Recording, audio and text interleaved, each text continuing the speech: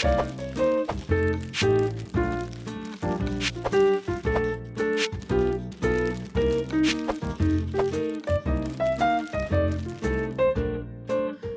it's Nikki and welcome back to Live a Little, your cozy corner of the internet where we talk about all of the in-between parts of life, the messy, honest and unfiltered parts, but we do it all judgment-free around here. Today I'm here with someone very exciting. I have always wanted to speak to them and I've seen them from afar from a long time and always when you see people and you just think like, I know we'll get along, I think we'll be friends, so today I'm here with Charithra Chandran. Hi. Thank you so much for coming. I know you're so busy at the moment and in the middle of your press for One Piece and filming and so many things. So having you make the time means so much. No, thank you for having me. I'm really excited to chat. We've been at similar things quite a few times. And it's always been very brief, like, hello, hug. I know, exactly. And you're not going to get into a conversation about stuff then. It's so hard, right? Because it's like, I always think of events are so like in transit. It's always just moving. Exactly. How do you find that? Like, how do you find going to those events? When I first was invited to things like that, I used to get really anxious. Yeah. It's just not my bag. I always say, like, I wasn't born to be famous and I wasn't born to be in the spotlight at all. And now I recognize my limitations and my boundaries, which is I'm not going to be the life of the party. 100%. I can go and say hi, take what I can from it, and then make a very quick, graceful exit. Yeah, do a little Irish exit. Absolutely. Yeah. Bye. Out the door. Would you say more of an introverted person or an extroverted person? Extroverted, actually. Really? Yeah.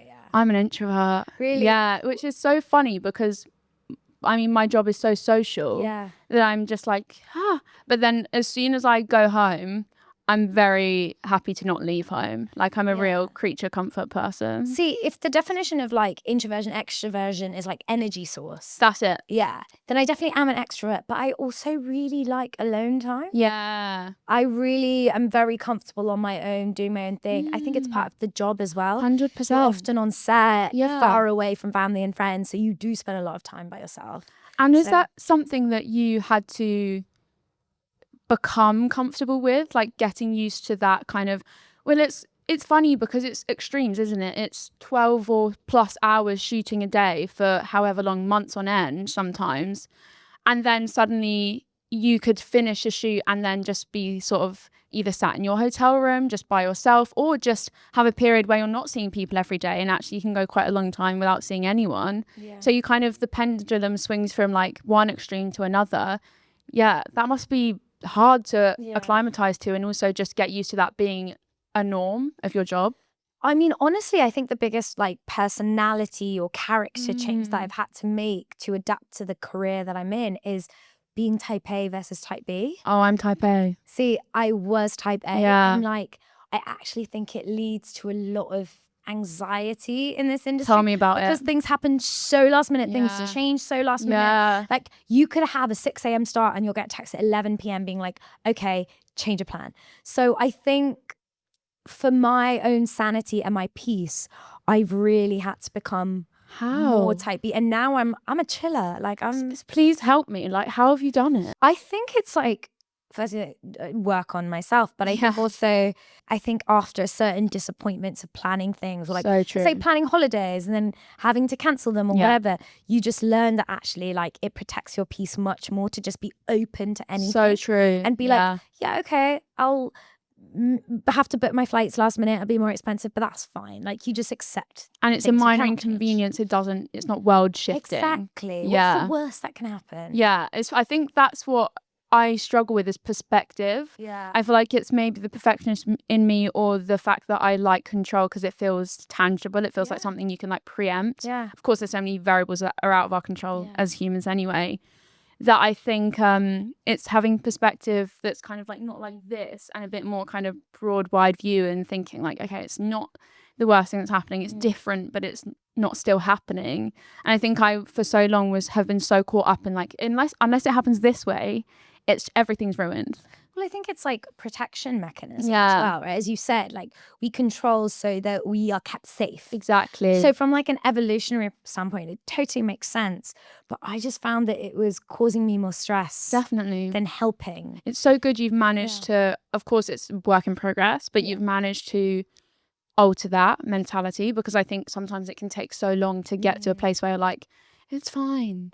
Breathe. Well, actually, maybe I'm type C then, because I think with my friends and my family, I am maybe the matriarch. So I have to take control, and I do take control.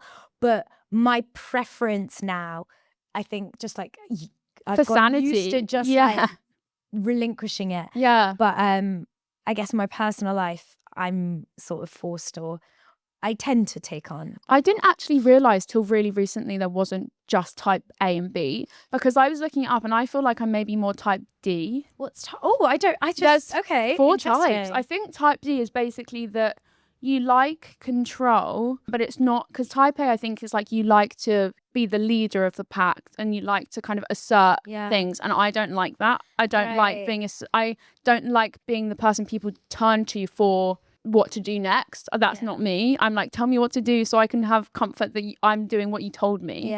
And so that's where I'm not A. Like I like being told what to do. So again, it's like I work through the motions of the task. You know, I don't have the anxiety that I've given you the wrong task to do. So I'm not like a leader in that way. Okay, so maybe mine is, my preference is to be type A, but I tend to have to perform. Sorry, my preference is to be type B, but I tend to have to perform type A. That's especially in the job that you have, because so many things are like last minute. So it's kind of like you have to kind of just like click into that. We always start like the Live a Little episodes with the general check-in. Almost like your therapist is like, so how's your week been? So how has your week been? Because I know you kind of are really busy at the moment. So how do you deal with when, you know, your schedule starts to ramp up? You see lots more things in the diary, lots more days full of work and commitments that you have to show up for. Like, how do you, I guess, prepare for that, but also just go through the motions of like sustaining yourself? I actually think that my issue is the opposite of that, in the sense I really thrive when I'm busy. Because again, I think like you don't actually have to think about other stuff. So true. It's distraction. If someone says, okay, this is your itinerary from like 7 a.m. till 6 p.m., your life is set for that day. So true. Right? Yeah. And I think in our industry, it's actually way more scary to not have things on. Like not being busy is what we all stress about. I actually think we all, obviously there is stress in having like a heavy workload, but I like being busy. Obviously with the release of a show, so my show releases today. Oh my God, that's amazing. It's a roller coaster of emotions, positive and negative.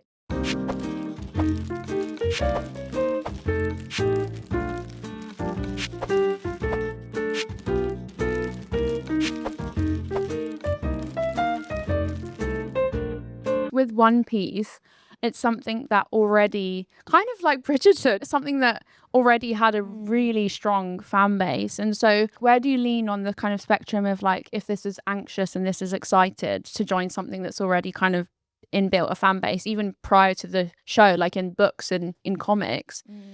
Do you go into it with like excitement, or do you go into it with anxiety because there's a element of pressure that maybe wouldn't be there if you go into something and it's not even a thing yet? I feel just excitement. I don't feel anxiety about it, and like I don't think I feel pressure.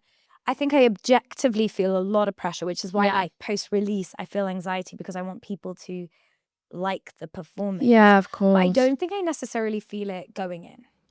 That's so good, because I think sometimes we can, as like we've spoken about, kind of be our worst enemy, and therefore kind of make our experiences doing things that are new and exciting detrimental, because we're so anxious about every single part of it that we actually don't let ourselves have fun. And I think especially in what's going on in the world and just in life, we spend so much time being caught up in the things that could go wrong instead of the things that could go right. Absolutely. And I feel like that's something that I've definitely had to learn, is like kind of, it will be what it will be. I I'm a real like film buff. I love talking about films, can talk about them forever on Letterboxd a lot of the time. So I wanted to kind of like do my version of like what were the films that made you. So like what was a formative film where you watched it and just really related to it in your life? What was a comfort film, something that you even now always go back to when you're having a hard day and it just is comforting, it's warm, it's easy? And what's the film you'd say you recommend the most to other people to watch? I mean, I think that a really formative film from my childhood was Mulan. Oh my gosh, yeah. I think that I was always very tough. And I think that I was not parentified, but I think I was seen as an adult when I was very young. Yeah. Always like prematurely. Yeah. Yeah. Or like perhaps it was precociousness, but also just like circumstance. And so I really connected to Mulan and I loved it, and I wanted to be tough and I wanted to be a warrior, and I also like wanted to save the world and all this. And I mean the songs are banging and it's amazing. I love it. So I'd say that. And then my comfort film is When Harry Met Sally. So good. It's an amazing film. Oh, such a good film. True rom-com. True rom-com. Yeah. And I think that like it frustrates me that rom-coms don't have like the respect that other genres do. So true. When like actually that is what I think everyone yearns for. Yeah, a rom-com's never going to be noticed by like the Academy, you know. And then I think the film that I recommend to people is My Cousin Vinny. I've heard of it, but I haven't seen it. It's so fun. It's so good. It's nothing, the plot isn't crazy. It is just a tight script and amazing performances. Oh my gosh, I'm gonna have to put it on my list. My watch list is so long. What's on the top of your watch list? Well, I think at the moment, because I mean, when this is out, we would have both gone to the Oscars. We both. Charithra walked in and I was like, oh, I'm going to LA on Thursday, and then she was like, I'm going to LA, and then we both were like, oh my god, you're going to the Oscars, I'm going to the Oscars, and we're staying in the same hotel. This is like serendipitous. It was meant to be. It really was. Now I'm like, I've got another friend in LA. Thank God. Of course. I think things like that can be so scary. So my watch list, I was saying, because I don't think they'll be out on the airplane yet. Like no, definitely not. No. So I have a lot to watch. I haven't watched one battle after another. It's so good. I mean, really hot take, guys. One battle after another is so shocker. Good. Yeah. So I haven't seen that. And the soundtrack is amazing. Oh really? Yeah. Haven't seen Hamnet. I think I'm kind of scared to watch it. I haven't watched Hamnet. I don't think I'm emotionally stable enough. That's what I mean. That's what I mean. I don't think I can handle it. But I've heard Jessie Buckley is. I mean, she's gonna win leading actress, I think. I love everything that I've seen her in. Me too. Or I love her in everything that I've seen her in. And all of her, I don't know if you've seen any of her speeches that she's given for when she gets her awards. They're so good. Like, they're so meaningful. Yeah. I think it's so, of course, you have to thank the people you have to thank. Yeah. But when you can like make, share a slightly more meaningful message whenever you give a speech, I think you remember those ones.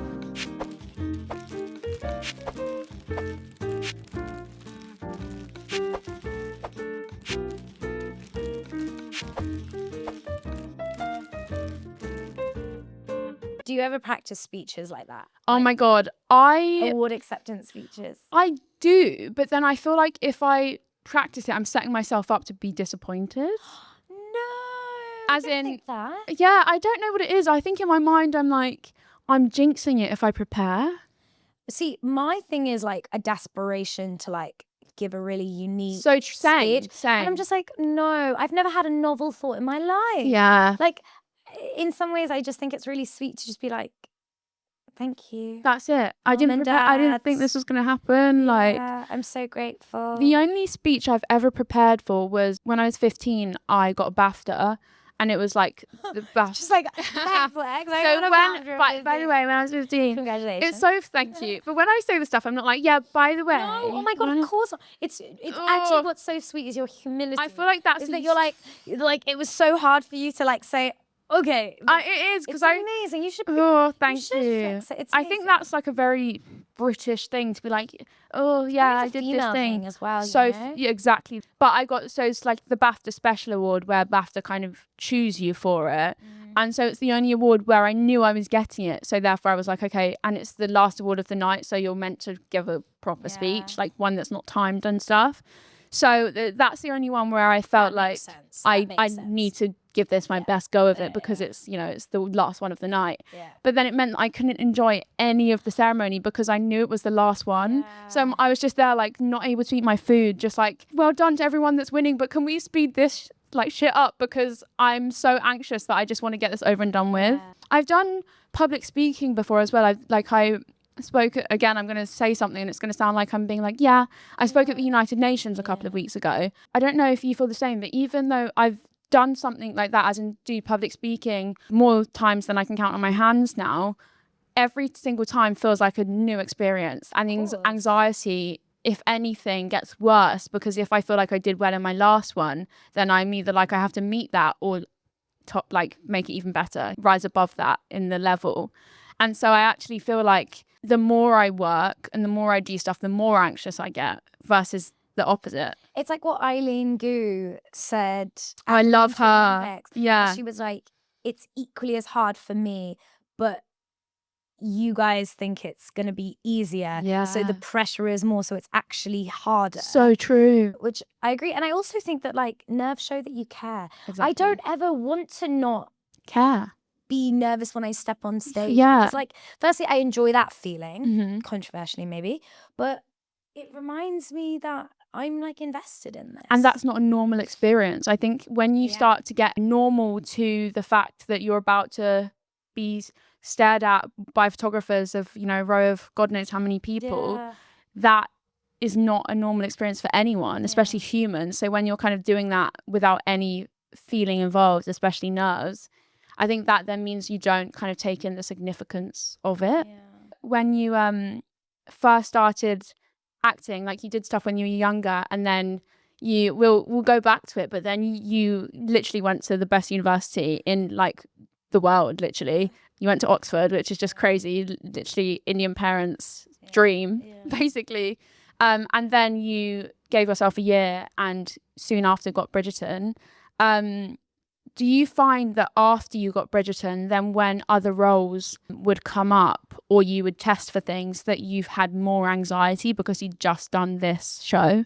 It's so weird. I remember saying this like on the press run for Bridgerton, but it's so weird that the second like professional job I did, which is it's unheard of, really. It's like the biggest thing in the world. It's taken a lot of reframing to not feel like a failure.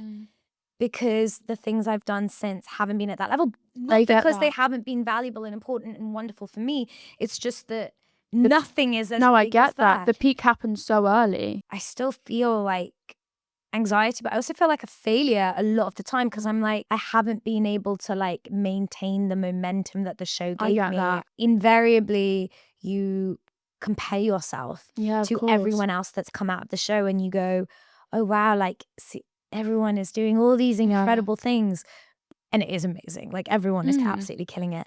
But it's incredibly humbling and you sort of, it can be quite demoralizing. I can imagine. And so then the reframe has been like living in gratitude of like what an amazing life I lead just because it's not absolutely perfect or absolutely exactly the right way, exactly the way that I imagined it. I'm so lucky. And especially now I realize how lucky I am.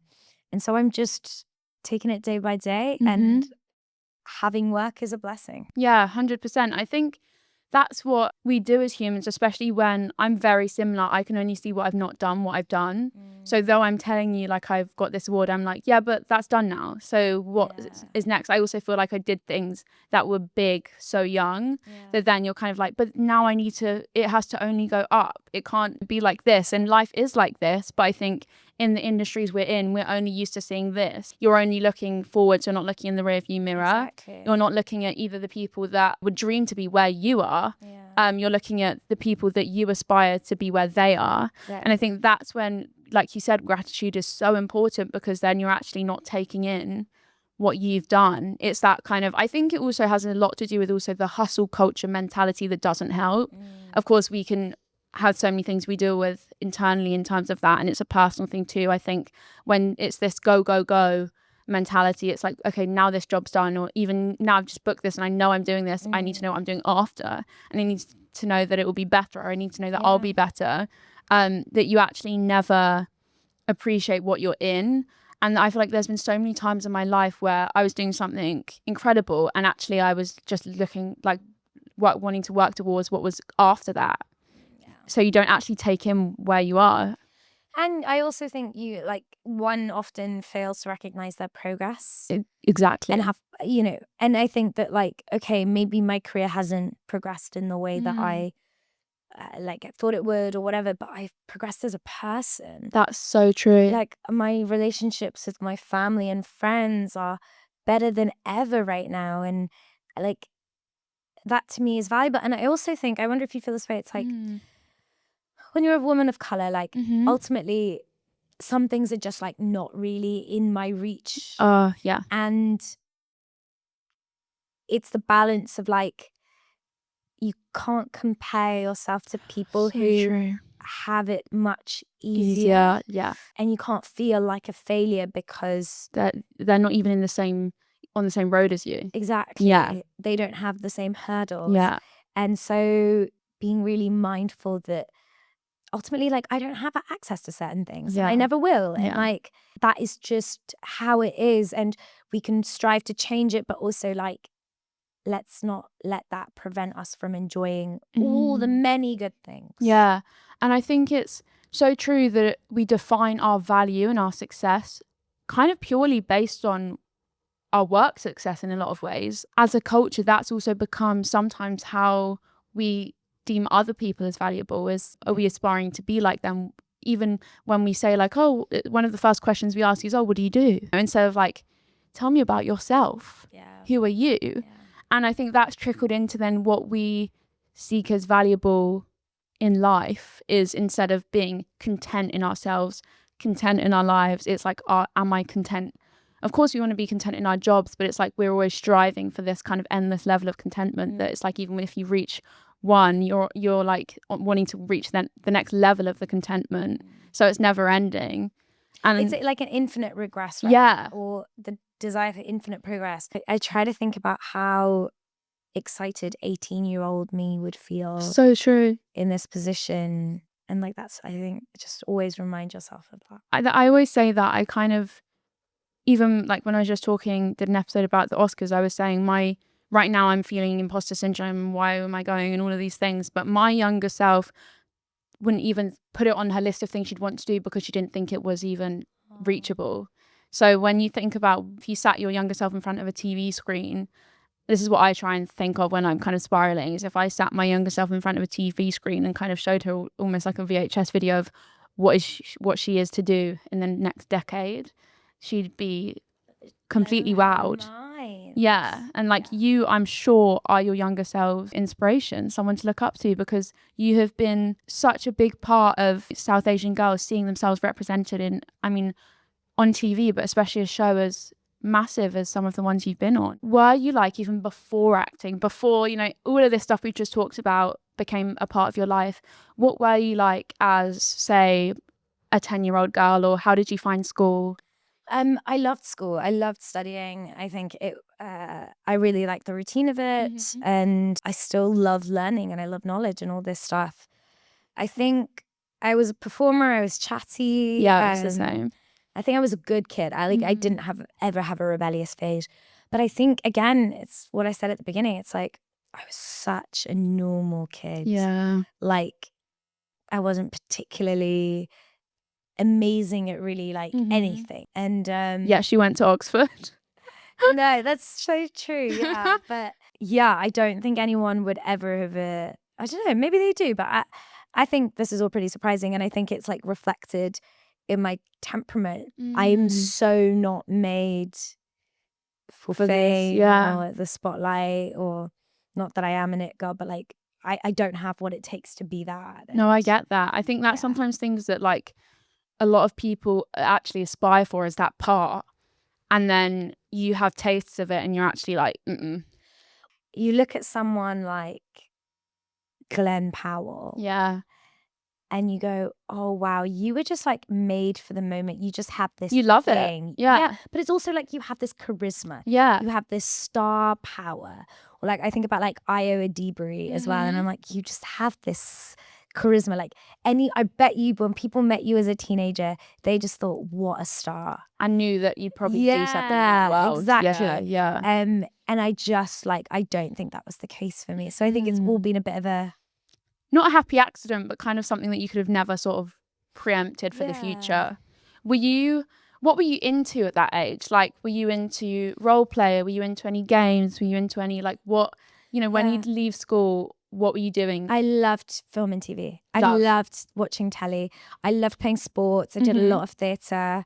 I loved cooking. I mean, I love cooking. Yeah, kind of the same things that I love now. I think it's rather shocking how much I haven't changed, I guess. But I think there's an element where, as an adult, it's kind of important to nurture the things that you loved when you were younger, and keep those alive. Of course, they can chop and change, and also we find as our world gets bigger, the things that we find and enjoy get bigger and wider.